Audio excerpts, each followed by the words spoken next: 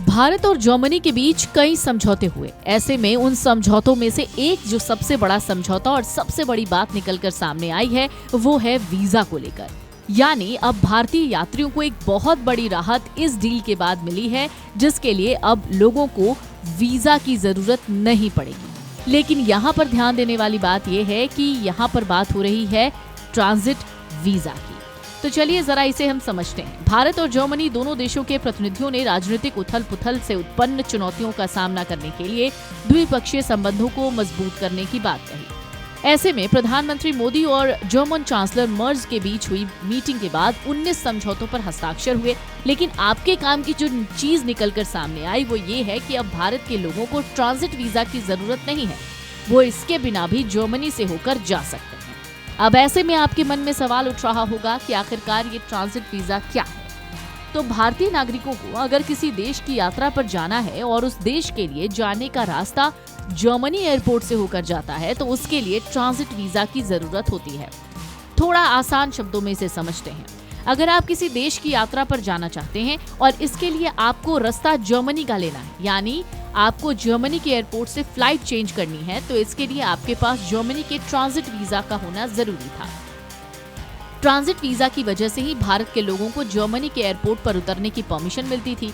लेकिन अब जर्मनी की सरकार के इस फैसले के बाद भारतीय नागरिकों को इस ट्रांजिट वीजा को लेने की जरूरत ही नहीं है, वो इसके बिना जर्मनी एयरपोर्ट से आवागमन कर सकते हैं।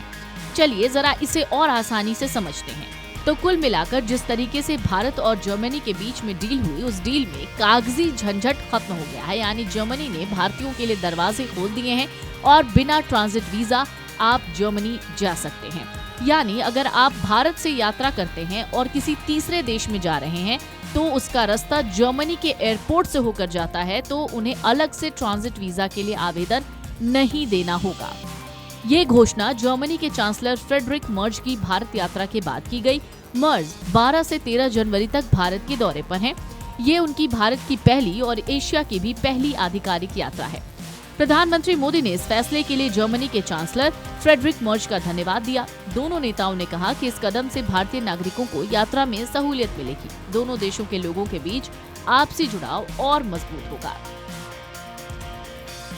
तो जर्मनी ने भारतीय पासपोर्ट धारकों को एक बड़ा तोहफा दिया है। एक महत्वपूर्ण घोषणा के मुताबिक अब जर्मनी के रास्ते सफर करते समय भारतीयों को ट्रांजिट वीजा के झंझट में नहीं पड़ना होगा। इसका सीधा मतलब है अब आपका सफर बिना किसी कागजी रुकावट के और ज्यादा स्मूथ हो जाएगा।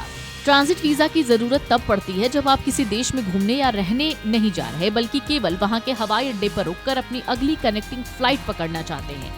इस नए नियम का मतलब है अगर आप किसी दूसरे देश जा रहे हैं और आपकी फ्लाइट का ले ओवर जर्मनी में है तो आपको कनेक्टिंग फ्लाइट पकड़ने के लिए किसी अलग वीजा की चिंता करने की जरूरत नहीं है।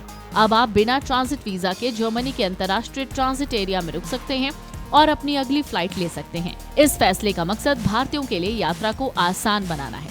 लेकिन एक ये भी सवाल है कि ट्रांजिट वीजा को लेकर पहले क्या दिक्कत होती थी।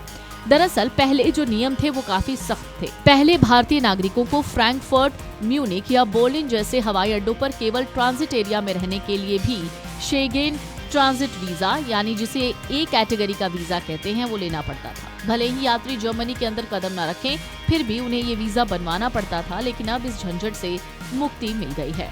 Video desk amarujala.com।